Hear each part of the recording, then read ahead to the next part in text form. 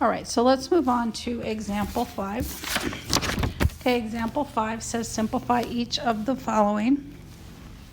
It would be nice to have your exact value trig sheet available. I will explain everything, but it'd be nice to have the values available. So here we can't apply any special cases or any definitions because we don't have those available. So let's just start with our range restriction here. And the tangent is restricted to negative pi over 2 to pi over 2.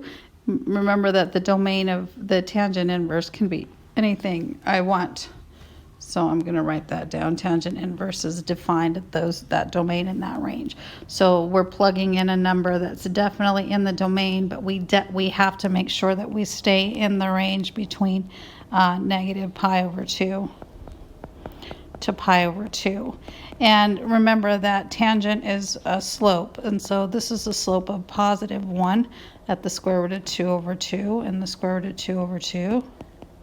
And then down here is the slope of negative 1 when we have the square root of 2 over 2 divided by the negative square root of 2 over 2. Our tangent is negative 1 at negative pi over 4. So we can say, all right, so the sine of negative pi over 4, and that's just me evaluating the inside function here, or expression. And then we can evaluate sine of negative pi over 4, which we've already drawn here, which is your second value here. So we'll evaluate that, and the answer is negative square root of 2 over 2. So that would be the answer, or the evaluation of that statement. Excuse me. Okay, let's go to this next one here. We have cosine inverse of sine of pi over 2. So let's look at the restrictions for cosine.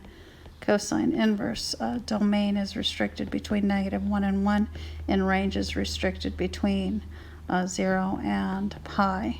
Now our sine inverse, or our sine has no domain restrictions, so I can plug in anything I want, but it does have a range between negative 1 and positive 1. So let's see what happens by drawing the picture. So we're talking about at pi over 2, our values here would be 0 and 1. So our sine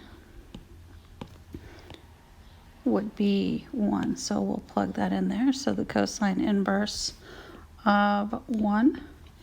And so in our domain, 1 is in our domain. It's right here. So we could plug that in. So when is cosine equal to 1? Here at 0, our cosine is 1. And over here at pi, it's negative 1. And so we can see here that our cosine is 1 at 0.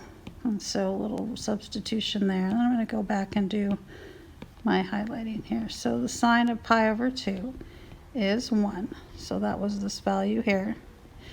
And then the cosine inverse of 1 was 0. And let me change that so that my picture matches my explanation, or my color coding there.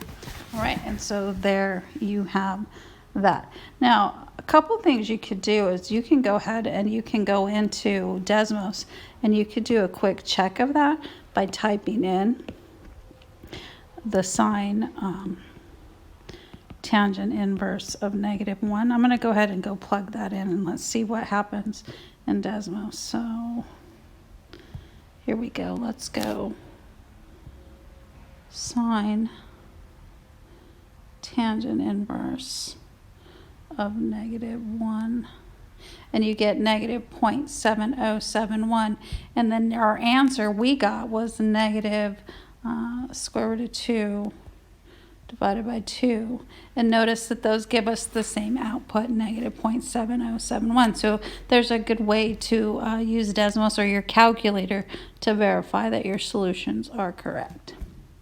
Okay, back to notes.